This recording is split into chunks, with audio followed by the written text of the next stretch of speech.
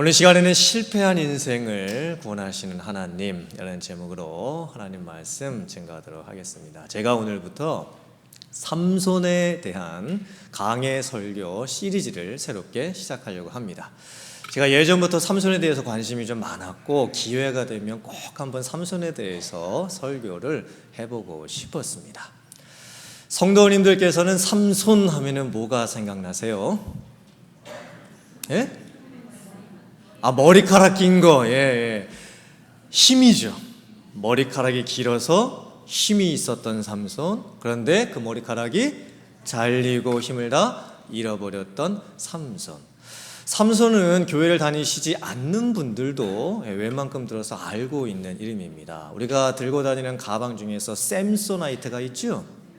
삼손처럼 튼튼한 가방이 되라. 그래서 샘소나이트입니다. 가방 브랜드가. 그런데 삼손의 삶을 이렇게 들여다보면요, 힘은 셌어요. 그런데 삼손은 통제불능의 힘을 가지고 있었습니다. 그 힘을 자기 멋대로 사용을 하는 경우가 많았습니다. 끓어오르는 화를 절제하지 못하는 삼손은 용광로와 같은 사나이였습니다.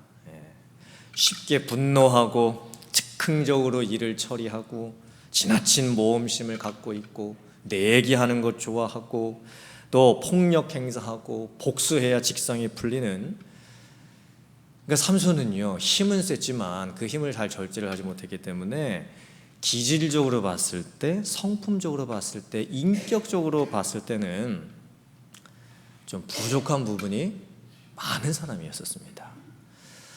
또 삼손이 뭐에 약했죠? 삼손이 여자에 약했습니다. 첫 번째 결혼도 부모님이 그렇게 하지 말라고 하는 블레셋 여인을 택해서 결혼을 합니다.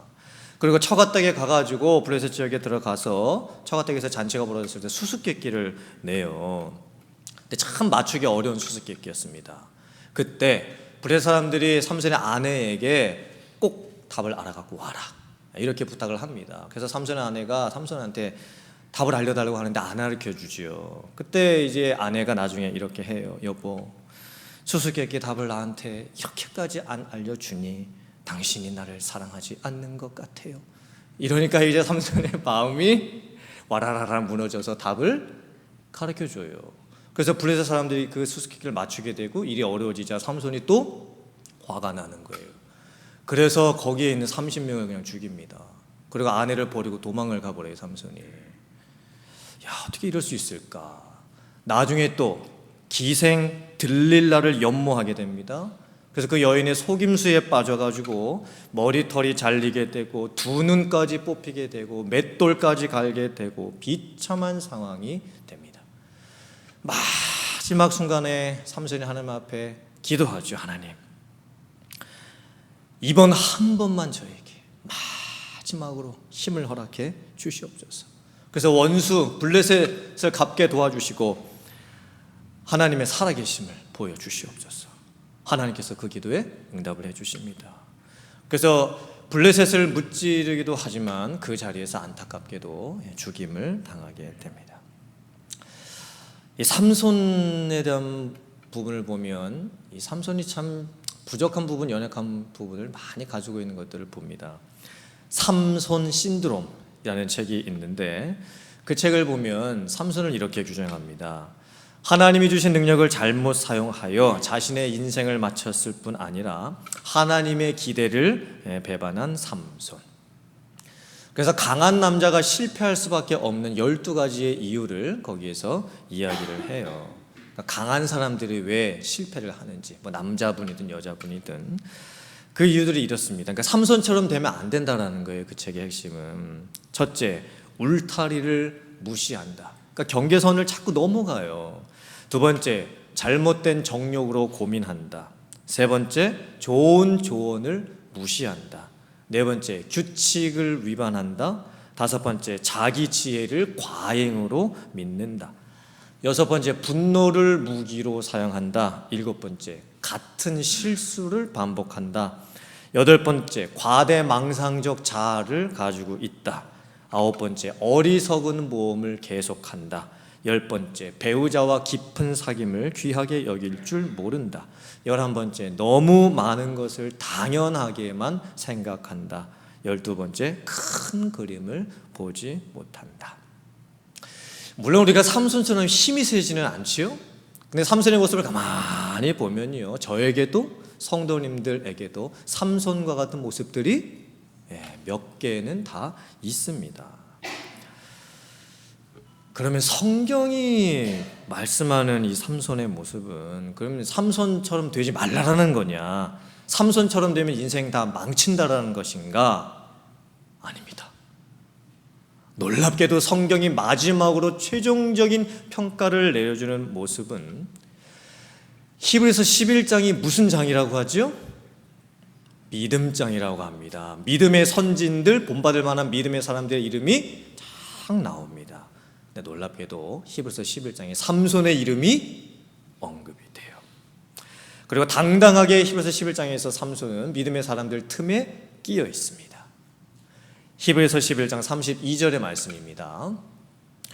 내가 무슨 말을 더 하리요? 기드온, 바락, 삼손, 입다, 다윗 및 사무엘과 선지자들의 일을 말하려면 내게 시간이 부족하리로다. 참 놀랍지 않습니까? 삼손이 지금 다윗하고 어깨를 나란히 하고 있습니다. 삼손에 대한 최종 평점은 몇 점입니까? 10점 만점, 100점 만점인 거예요. 참 이상하죠. 아니 어떻게 그렇게 문제가 많았던 삼손이 저 믿음의 선진들의 대열에 들어갈 수 있을까? 삼손은 만나는 사람마다 문제를 일으키고 하는 일마다 일을 힘들게 어렵게 꼬이게 해놓고 그 주변에 있는 사람들이 삼손 보고 아유 삼손은 좀 왜 저러냐 이렇게 지금 평가를 하고 있는 상황이에요. 그런데 어떻게 성경은 최종적인 평가를 10점, 100점 만점을 주고 있는 걸까요? 삼손 인생 안에, 삼손의 스토리 안에 실패한 인생을 구원하시는 하나님이 계시기 때문이에요.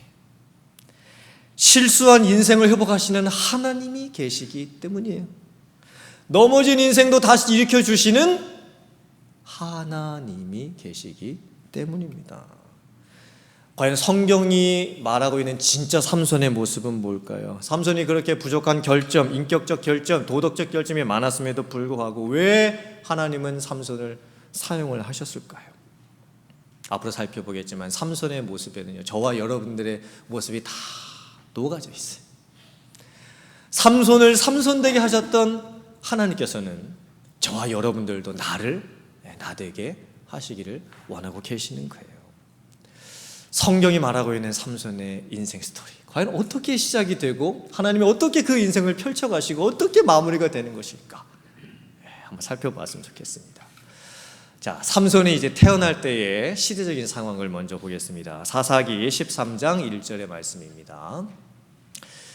이스라엘 자손이 다시라는 단어가 중요해요. 다시 여호와의 목전에 악을 행하였으므로 여호와께서 그들을 40년 동안 블레셋 사람의 손에 넘겨주시니라. 지금 시대적 배경은 사사 시대입니다. 삼손의 출생은 개인적인 출생 배경이 아니라 하나님의 백성들의 타락한 영적 상태를 배경으로 해서 시작이 됩니다. 사사시대 하나님의 백성들이 하나님의 말씀을 떠나 있는 거예요. 하나님의 말씀을 듣지 않습니다. 그래서 하나님이 심판을 하시고 하나님의 백성들은 블레셋이라고 하는 그 이방 민족의 통치 속에서 40년을 지금 압제받으면서 힘들게 살아가고 있는 상황이에요.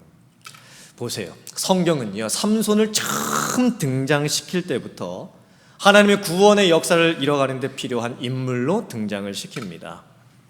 성경은 삼손을 블레셋으로부터 하나님의 구원 역사를 이루는 데 필요한 구원자로 등장을 시키는 거예요. 사사시대의 사사가 몇 명이었죠?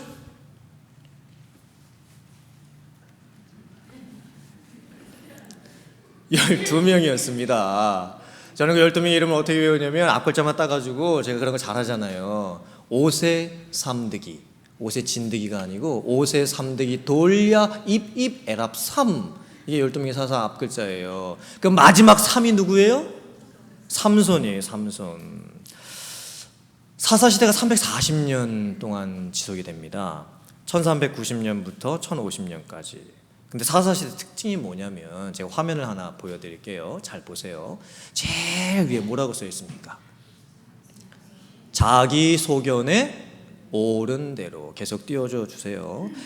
사사시대는요, 다 사람들이 어떻게 사냐면 자기가 맞다라는 거예요. 자기 소견대로 옳다고 생각하고 행동하면서 삽니다. 다 자기 주장이 맞대요. 그럼 어떻게 해야 됩니까? 그래, 그럼 당신은 자기 생각대로 살고 나는 내 생각대로 산다. 너는 네가 옳다고 생각한 대로 살고 나는 내가 옳다고 생각한 대로 살겠다. 이게 사사시대의 특징이었습니다. 그러니까 하나님이 중심에 계시지를 않아요. 하나님이 통치하시지를 못합니다. 모두가 다 자기가 왕이라고 생각하면서 살고 있는 거예요. 왕이 없어 자기 소견대로 행했던 시대가 사사시대였었어요. 그렇게 자기 소견대로 옳다고 사니까 죄를 짓게 되고 하나님이 심판하시게 되고, 그 다음에 다시 또 하나님의 백성들이 힘드니까 회개하게 되면 하나님이 사사를 보내주셔서 구원하게 되고, 은혜의 시기가 되다가 또 지나면 또 어떻게 됩니까?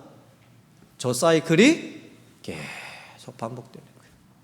340년 동안 반복이 되었고, 삼손이 마지막 12번째 사사가 될 때까지 12번 저게 계속 반복되기 시작을 한 거예요. 삼손이, 이제 저 보시고요. 삼손이 태어날 때는요, 소망이 없었던 시대였어요. 하나님이 보셨을 때 도무지 하나님의 백성들에게 소망이 없었던 시대였었습니다. 이제 삼손 시대가 되면 뭐까지 이제 끊어지냐면요, 그 고리 중에 하나가 딱 끊어져요. 아까 보여드렸던 고리 중에 하나, 회개라고 하는 그 부분마저도 딱 끊어집니다. 하나님의 백성들이 이제는 회개마저도 하려고 하지를 않아요.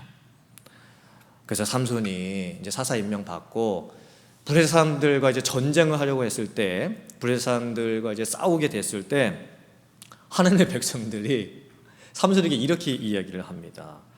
아니 삼손아, 지금 우리가 블레셋의 통치를 받고 있는 건 모르냐? 지금 당신이 블레셋과 전쟁을 하게 되면 블레셋의 심기를 건드리게 되는 건 모르냐?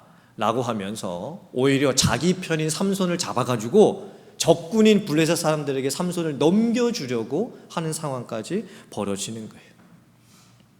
이게 무슨 모습일까요? 하나님의 백성들이요, 완전히 세상의 동화가 되어버렸어요. 오늘날로 하자면 하나님의 말씀대로 살라고 하는 목사님의 설교도 이제 듣기 싫은 거예요. 성경 읽으셔야 합니다, 기도하셔야 합니다 하는 목사님의 설교도, 소리도, 그 권면도 이제 귀에 안 들리는 거예요. 더욱이 회개해야 한다라고 하는 그 말씀도 귀로는 들리는데 마음으로 되지가 않는 거예요. 교회가 세상 가운데서 진리와 또 그 기둥, 이 두 가지의 터가, 말씀과 진리의 기둥의 두 터가 될 수 있어야 되는데 교회가 그 역할을 못해요. 교회는 그냥 문화센터예요. 신앙이 그냥 문화처럼 돼버리는 거예요. 그리고 인간 침묵을 위해서 교회에 모이기 시작을 합니다. 교회가 세상 걱정하고 교회가 세상을 위해서 기도해 줘야 되는 사명을 교회가 잃어버리고 세상이 교회를 염려합니다. 어떻게 교회가 저럴 수 있냐, 이런 시대가 되어버렸던 거예요. 그러니까 하나님께서도 정말 참을 만큼 참아주신 거예요.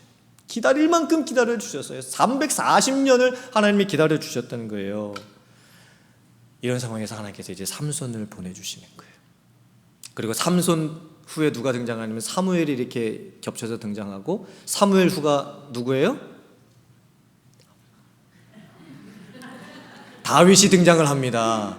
그러니까 삼손은 340년 사사시대의 마지막 커튼을 닫는 너무나 중요한 사명을 갖고 태어난 거예요. 시대적 상황이 그랬습니다. 그래서 삼손이 이제 개인적으로 태어날 때도요, 삼손의 부모님이 아기를 못 갖는 상황이에요. 아기를 낳을 수가 없습니다. 임신이 안 돼요. 그런데 하나님께서 은혜 베풀어 주셔가지고 삼손의 부모님에게 초자연적으로 나타나 주십니다. 그리고 계시를 주십니다. 장차 너희에게 아들이 있게 될 것이다. 그리고 그 아들이 태어나게 되면 그 아들은 나실인이 될 것이고, 나실인은 태어나면서부터 하나님께 바쳐진 사람이에요. 그래서 나실인이 하면 안 되는 게 있어요. 먼저 뭐 하면 안 돼요? 머리카락 자르면 안 돼요. 그리고 포도주, 독주, 부정한 것을 먹으면 안 됩니다. 그리고 시체를 또 가까이 하면 안 되는 겁니다.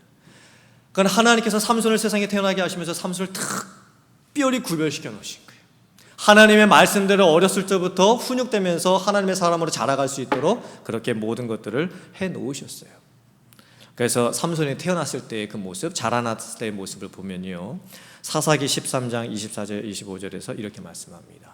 화면 보시고 같이 한번 봉독해 보겠습니다. 시작. 그 여인이 아들을 낳음에 그의 이름을 삼손이라 하니라. 그 아이가 자라매 여호와께서 그에게 복을 주시더니 소라와 에스타올 사이 마하네단에서 여호와의 영이 삼손을 움직이기 시작하셨더라. 와, 삼손의 이 출생의 모습을 보세요. 삼손이 태어날 때부터 하나님으로부터 뭘 받아요? 은혜 받고 태어나요. 그리고 자라가다가 이제 사사로 임명을 받고 났을 때 무엇이 삼손을 움직여요? 하나님의 영이 임하고 그 하나님의 능력을 받아 삼손이 움직이기 시작합니다. 삼손이 힘셌던 게 이 머리카락 길어서 그런 게 아니에요. 그건 겉모습이죠. 겉모습. 이 속 안에 지금 뭐가 가득합니까? 하나님의 영이 충만해요. 그래서 그렇게 능력 있게 사역을 감당할 수 있었던 겁니다. 그러니까 지금까지 살펴본 바 인간적인 관점으로 보면, 우리들의 관점으로 보면 삼손은 인격적, 도덕적으로 봤을 때 참 흠이 많은 사람이라고 할 수가 있어요. 정말 부족함이 많았던 사람이에요. 힘셌죠. 여자에 약했죠. 분노 잘하죠. 불평분만 잘하죠. 그러니까 저렇게 살더니 저렇게 죽는구만, 이런 평가를 받을 수 있어요. 그런데 성경적 관점과 구속적인 관점으로 보면요, 삼손의 일생은 하나님의 작품이에요. 여러 가지 연약한 부분이 많이 있었지만 하나님께서 사용해 주셨던 사람, 믿음의 사람, 이게 삼손에 대한 최종적인 평가가 되는 겁니다. 이 말씀을 곰곰이 묵상을 해보면서 이제 저와 여러분들의 인생을 살펴봤을 때도 똑같은 것 같아요. 성경에 나오는 이 수많은 인물들을 살펴보면요, 다 연약함을 가지고 있었고 부족함이 많았던 사람들이었습니다. 인격적으로나 환경적으로나 정서적으로, 영적으로, 관계적으로 부족함이 많은 사람들. 근데 그 사람들을 하나님께서 은혜 주시고 변화시켜 주셔가지고 계속 붙잡아 주셔서 하나님은 사용해 가십니다. 어쩌면 12사사 중에서 마지막 사사 이 삼손은요, 정말 특별한 사람이었어요. 어쩌면 사사가 될 수 없을 그런 정도였을지도 모르겠습니다. 힘은 있지만 화잘 내고, 싸움은 이겼지만 충동적이고, 추진력은 강하지만 논리적이지 못하고, 그러니까 삼손이 20년 동안 사사로 쓰임을 받게 되는데 그 20년의 그 세월은요, 삼손이 잘나서가 아니었습니다. 뭐가 있었기 때문이에요? 하나님의 은혜 때문입니다. 하나님의 간섭하심, 하나님의 계획하심이 있었기 때문이었어요. 우리의 인생도 똑같은 것 같아요. 이사야서 41장 14절 말씀입니다. 화면 보시고 저와 함께 봉독해 보겠습니다. 시작. 버러지 지렁이 같은 너 야곱아, 너의 이스라엘 사람들아 두려워하지 말라. 나 여호와가 말하노니 내가 너를 도울 것이라. 네 구속자는 이스라엘의 거룩한 이이니라. 하나님께서 인생을 보셨을 때 개정 성경에는 버러지라고 되어 있는데 개역 옛 한글판에서는 지렁이 이렇게 되어 있습니다. 그러니까 우리의 인생이 하나님이 야곱을 보셨을 때, 하나님의 백성들을 보셨을 때 얼마나 못난 모습이 많으시면 우리들의 인생을 보시면서 이 버러지 같은, 이 지렁이 같은 인생들아, 이렇게 말씀을 하셨겠어요. 야곱이 어떤 사람이었습니까? 욕심 많고 지기 싫어하고 꽤 잘 쓰고 아버지도 속이고 형님도 속이고 가정 문제도 많았고 한마디로 허점 투성이 인생이 바로 야곱이었습니다. 근데 야곱의 인생을 묵상을 해보면요, 어떻게 나랑 이렇게 똑같은 부분이 많을 수 있을까? 야곱의 인생 스토리는 다 우리들의 인생 스토리인 거예요. 실수하고 실패하고 속고 속이면서 살아요. 그런데 하나님이 야곱을 버리지 아니하십니다. 야곱에 대한 신실한 약속을 끝까지 지켜주십니다. 야곱의 인생, 우리들의 인생이 얼마나 못났으면 지렁이 같은 인생이라고 하셨겠어요. 여러분, 지렁이 한번 보세요. 지렁이 생긴 거는 그냥 징그럽게 생겨가지고 꿈틀꿈틀대는 모습은 처량하게 그지가 없고 사람이 그냥 확 밟으면 죽을 수밖에 없는 그런 연약함에 이게 죽이기는 좀 뭐하니까 그냥 손으로 만질 수는 없고 그냥 발로 툭 차서 절로 확 이렇게 해버리는 게 지렁이입니다. 그런데 지렁이 같은 그 버러지 같은 우리 인생을 하나님이 지켜주시는 거예요. 은혜 베풀어 주시는 거예요. 끝까지 함께해 주시는 거예요. 성경 인물의 스토리는 자기 인생 스토리가 아니에요. 하나님의 스토리입니다. 그 뒤에서 움직여 가시는 그 인생을 가꾸어 가시는, 만들어 가시는 하나님의 스토리인 거예요. 삼손요 똑같아요. 우리 인생도 똑같아요. 우리의 결점, 약점, 부족함, 한계, 이걸 어떻게 해야 될까? 우리 여기 지금 이렇게 많은 분들이 앉아 계신데 옆을 이렇게 보면요, 나도 그렇고 저분도 그렇고 다 못난 인생, 다 부족함이 많은 인생인 것 같아요. 잘 보세요. 한번 잘 들어보세요. 누구는 화를 불같이 내서 문제예요. 근데 반대로 누구는 화를 꾹꾹 참아가지고 또 문제예요. 누구는 너무 꼼꼼하고 완벽해서 문제예요. 근데 누구는 너무 덜렁대고 즉흥적이어서 문제가 돼요. 누구는 일을 마치기 전까지 쉬지 않고 완벽하게 일을 해서 문제고, 누구는 매번 게으르고 매번 일을 뒤로 밀어놔서 문제가 되는 거예요. 누구는 사람을 너무 좋아해가지고 오지랖이 왜 그렇게 넓은지 이 사람 일 저 사람 일 다 참견해서 문제고, 누구는 사람 만나는 게 힘들어가지고 그냥 자기 혼자 있으려고 해서 문제가 되는 거예요. 그러니까 보세요. 세상에 문제 없는 사람은 한 명도 없습니다. 한 사람도 없습니다. 우리가 서로를 볼 때에 다 문제야. 저도 문제야. 성도님들도 문제야. 다 하나님이 보셨을 때는 문제아들입니다. 특히나 영적으로 하나님께서 우리를 보셨을 때 우리의 상태는 어떨까? 우리는 하나님 앞에서 죄인일 뿐입니다. 우리는 하나님을 알려고 하지도 않았고 하나님을 찾으려고 하지도 않습니다. 내 안에는 자아만 가득해서 하나님이 보이질 않습니다. 내가 원하는 대로, 내가 편하는 대로만 살고 싶어 합니다. 그래서 자꾸 죄의 종로를 타면서 살다가 보니까 내가 왜 이러지? 내가 이러면 안 되는데요. 하지 말아야지. 내일 그것이 똑같이 하면서 저희들이 살아가고 있습니다.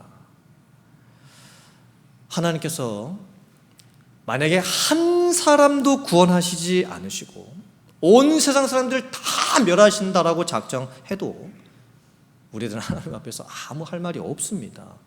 왜 그럴까요? 하나님 앞에서는 모든 사람이 죄인일 뿐이기 때문에 그렇습니다. 근데 그런 우리들을 하나님이 사랑하시는 거예요. 우리들을 끝까지 붙드시는 거예요. 그리고 은혜를 베풀어 주시는 거예요.